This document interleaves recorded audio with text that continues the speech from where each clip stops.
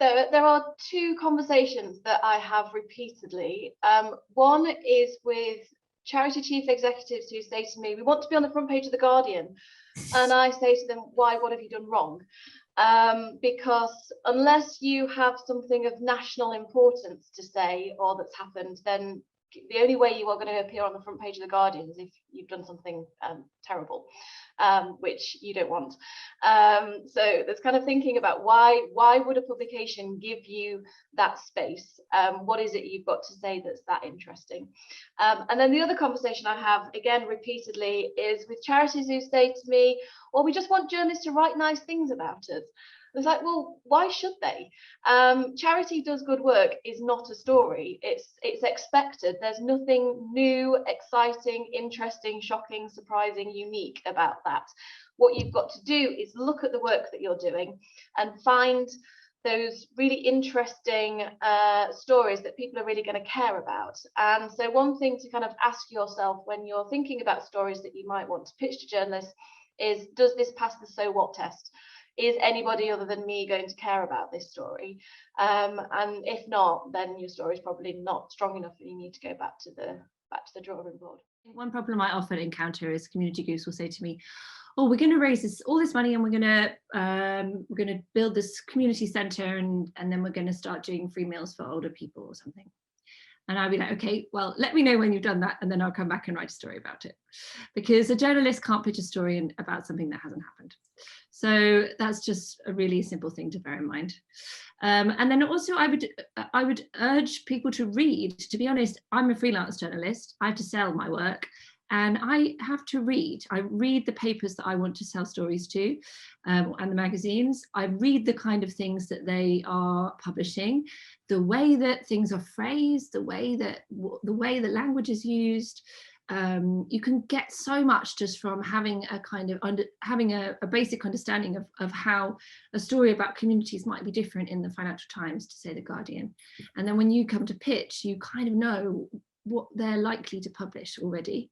So if anyone in the audience is seeking national media coverage from a very local point of view, it's very, very hard in one respect because the big national stories are that they're national and you're always coming from a very local perspective. But in another respect, you've got one massive thing in your favor, which is authenticity and color.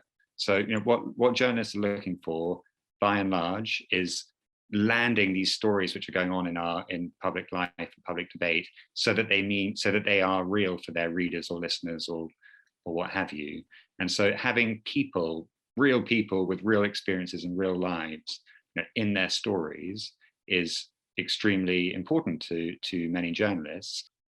I would say, because I really do feel like case studies can really make the story. So it's about finding a really strong story. But I think you have to make those people feel comfortable. So as people who work within community organisations, you may hear that there's someone in your organisation that sounds like a story that would be good for press, but definitely spend some time with that person and try to understand all of their experiences as well. Because also then, and if you could, if they're willing to, ask them, like, would you like me to come with you to the interview? I can be on the Zoom or I can be at the meeting as well. Because also what happens sometimes when that person's put in that interview scenario is that they may forget certain stuff or they might clam up. So I've had situations before where I've spoken to a contributor after the piece has gone out, and they've now felt a lot more comfortable with me, and then they've dropped gems that would have been great for the piece. And I'm like, why didn't you tell me that when I was interviewing you? But it's like now you're more comfortable with me, and that's why I know in some pieces, like when you have to do like on the day pieces, we just have to go in there quickly, get a quote and come out. But sometimes if you can, especially if you're trying to build up a piece, or if it's like a long form piece, try and spend time with that person, understand, and then prompt them, because it is quite nervous when they're sitting in front of a journalist. They don't know being asked questions. So if you know their story as well as they do, then you can kind of prompt them pitching, and that really helps as well. So I would suggest that those human stories are a real opportunity for community groups, because particularly where you might lack access to brand new data and research and those kind of real hard news angles, I think the kind of the human stories are They're plenty across your organizations. It's what you do. You work with other humans. There's lots of triumph over tragedy and stories of amazing transformation and impact. And so for me, there's a real opportunity there for community groups to put forward those case studies. I've worked with charities in the past that work with particularly vulnerable groups, and quite often the charities will make assumptions about whether somebody will want to participate in a media interview or not without even asking them. And quite often they find that people do want to share their stories because it's part of their healing process, or they want to prevent the same situation from happening to other people. So I would say don't make judgments on behalf of your beneficiaries. I would ask them first. And then if they say yes, then as Sinead was saying, prep them, give them a bit of media training, make sure that they're aware of what's involved. But also, you can speak with the journalist, and if there's particular issues that you want the journalist to be mindful of, questions that you don't want them to ask, then speak to them in advance about that, because most, journalists are human beings, and yes, all right, we're looking for the most interesting and exciting angle, but we also don't want to do harm. And I think if you prep them beforehand, then they'll be mindful of that. Last week, I was up in Gateshead reporting on social prescribing work that's going on up there. And I was in a really, it's a social housing estate, but, it has had a bad reputation in the press in the past. And I was in a community centre, a very new community centre. And I was introduced as a journalist, and I'd been forewarned that some of the people in that room had appeared on Benefit Street, and they'd had a really negative experience on Benefit Street. As you know, that programme exploited some of its participants, and I knew this was going to be the situation. And I think as a journalist in that situation, you have to be extraordinarily sensitive to how you handle the work. And I sat down, we first of all set out the terms of our engagement. So the person running the session said, "This is Hazel, she's a journalist. She's been here before. We like her, she's trustworthy." So I had someone to vouch for me. And then they said, "Do you want to say anything?" And I said, "All I want to say to you is that you don't have to speak to me.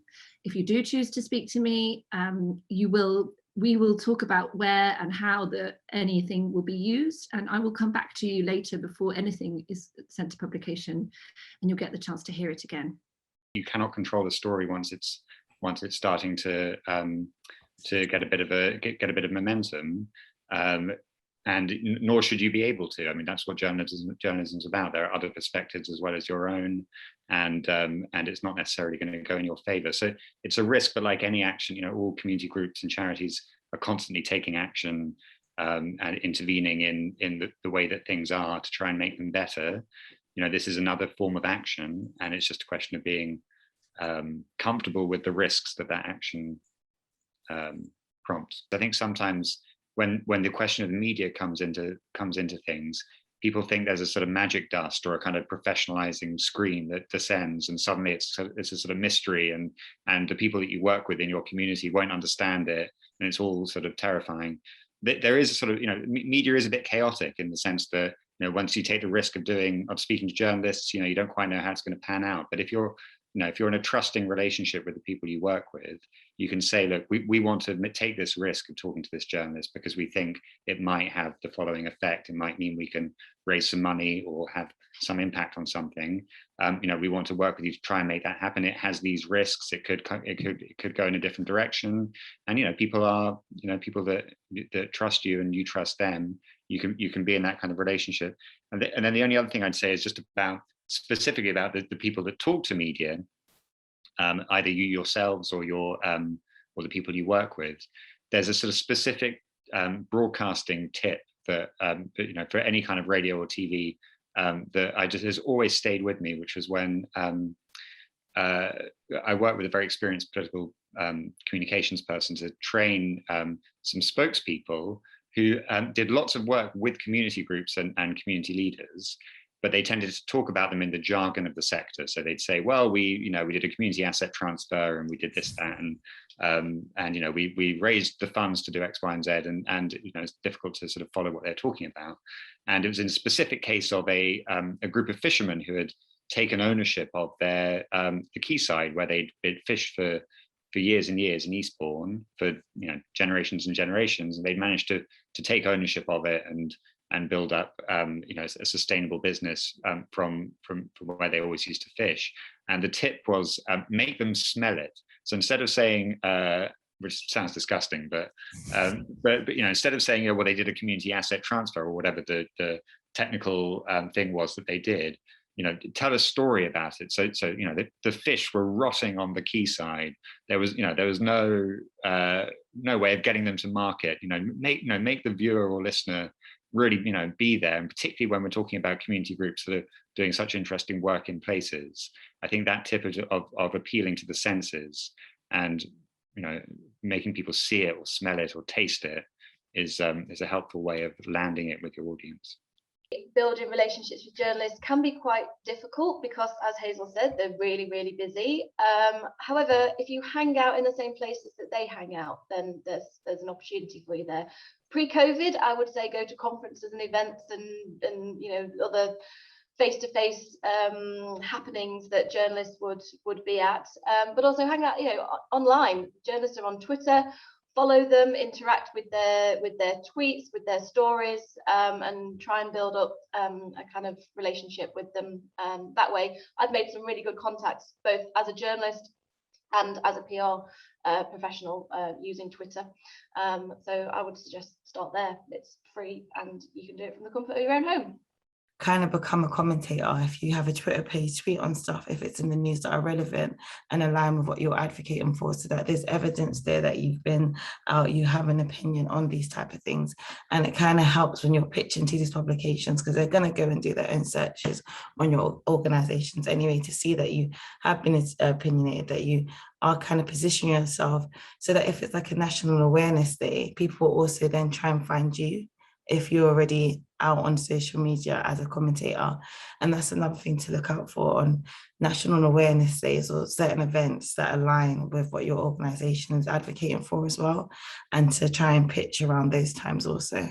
The principle of timing is really important for news. The conversation might be nowhere around your issue, and then 2 or 3 weeks later, for some external reason that you can't predict, it is. So constantly being aware of where the conversation is and what journalists want to talk about at any given moment is a really good way of thinking about getting coverage. You can even hold stuff back or have ideas that are bubbling away and just wait for the time when the conversation's in the right place for putting out your work. So an example is I used to work at the Electoral Reform Society, which campaigns for democratic reform of various kinds, and one of the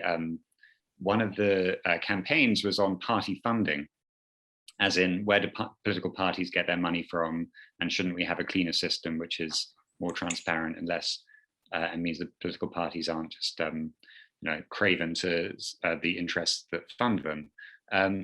And we had some great research on this, but we always knew that when we did stories on party funding, we'd maybe get a little bit of a sidebar in a newspaper, and then no one would notice and you'd move on. So we got our research together, and then we just sat on it for, I think, about 9 months, in the expectation that at some point, reasonably soon, there would be some sort of scandal involving a politician and where parties get their money from.